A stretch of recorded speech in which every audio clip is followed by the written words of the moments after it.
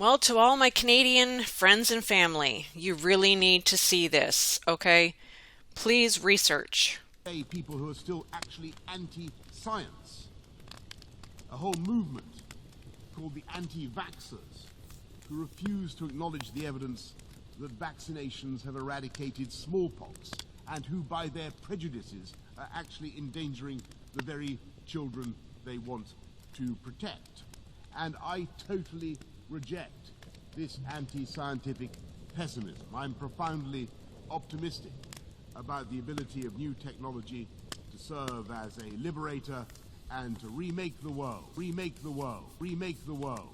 wondrously and benignly. Indeed, in countless respects, technology is already doing just that. Nanotechnology, I mentioned earlier, revolutionizing medicine by designing robots a fraction of the size of a red blood cell, capable of swimming through our bodies, dispensing medicine and attacking malignant cells like some Star Wars armada. Neural interface technology is producing a new generation of cochlear implants, I think, of new tools that we acquired, but over which we, the human race, had the advantage, which we control. And that is not necessarily the case in the digital age. You may keep your secrets from your friends, from your parents, your children, your doctor, even your personal trainer.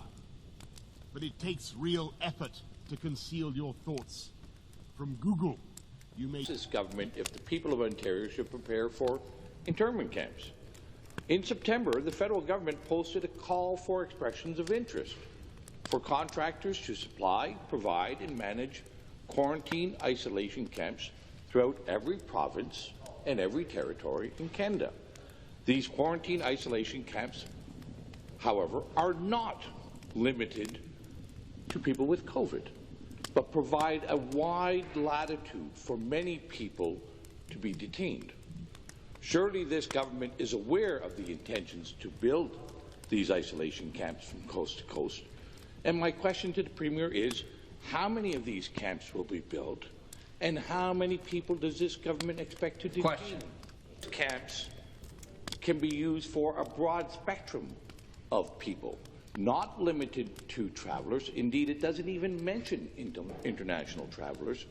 It's just a broad latitude of people. Potentially detain and isolate citizens and residents of our country and our province. So, Speaker, to the Premier, where will these camps be built?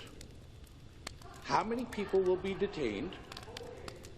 And for what reasons? Questions. For what reasons can people be kept in these isolation camps? And I'd like to have the Premier assure the people of Ontario. If there are people who are non-compliant, there are definitely laws and public health powers that can quarantine people in mandatory settings. It's potential you could track people, put bracelets on their arms, have police and other setups to ensure quarantine is undertaken. Two things I will say to my Canadian friends and family. Please look into what is going to be inside this vaccine. It will change your DNA. It is dangerous. It is going to be like a mark. And do not trust your media or your governments. And realize what is happening around you.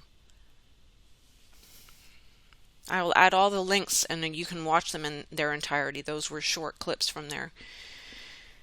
God bless, take care, and please stay vigilant.